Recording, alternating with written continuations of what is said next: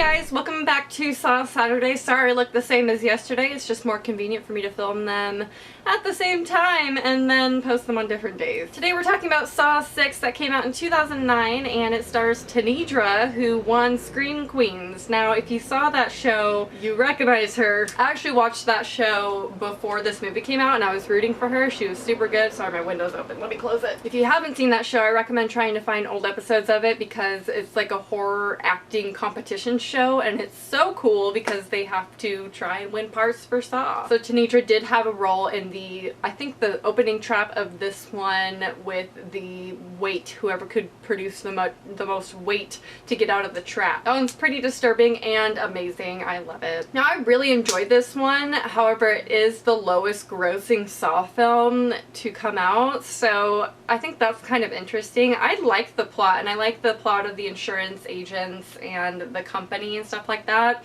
and the symbolism of the piranha in the beginning when Jigsaw like goes in there and he's like drawn to the piranhas. It's a lot of symbolism there. But I will say there is one thing about, or there's something about this that makes it not all that interesting. I don't know. It's less about the detectives kind of and it's more about the insurance agents and like their trap, and it's very similar to me like the Saw 3 and Saw 4 films because it has one main character going through the traps and having to either save someone or kill someone in order to survive, or like choose between people who should survive or not. So it's kind of similar in that kind of sense. And like I said, I like individual traps more than group traps, but I guess sometimes they're individual, sometimes he has to make a decision and things like that, but I don't know. So this has the infamous carousel scene in it, and it was originally supposed to have 10 people, but they cut it down because, well, for one timing, and it already took 8 minutes. I couldn't imagine if there was 4 more people in it.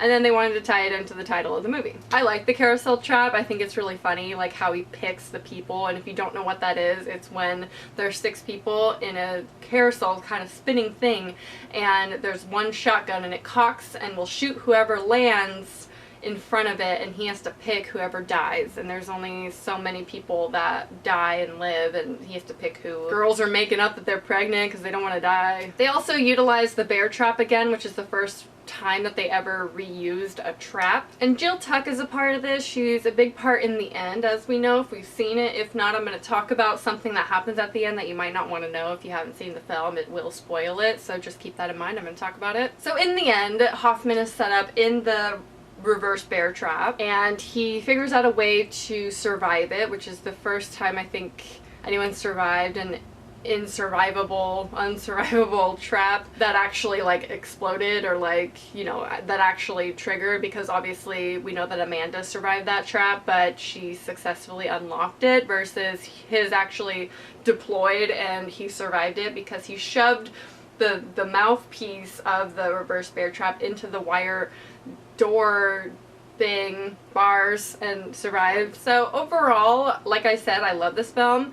However, there is something that makes it less interesting, I think, than the others. I'm not sure what it is. I do like the storyline of the insurance agents, and I actually wish that they did more of, like, besides the detective storyline, they did more of like other people and like delved more into those kind of plots, because I know they did that for Saw 5 when they had, you know, the people who were all related on this one like scandal thing. But I think that this one's cool because we get backstory. We get to see the insurance agents and how shady they are. So that's one thing that I really liked about this, is the backstory behind why these people are in the traps in the first place and why this guy is the one who has to decide between his employees. So let me know what you thought about this one and the whole series as usual, and make sure to leave some movie requests down below. Sorry this one's a little bit short, but I feel like that's really all there is to talk about. I liked it, but it's not the best one, but it's cool. And yeah, so I hope you like this video, and stay tuned for a new review. I think on Tuesday I'll probably post it, but I'm excited to film that review. It's going to be a highly requested movie. So I hope you enjoyed, and I'll talk to you soon. Bye. When we're done, you'll have perfect vision. I'll be right back.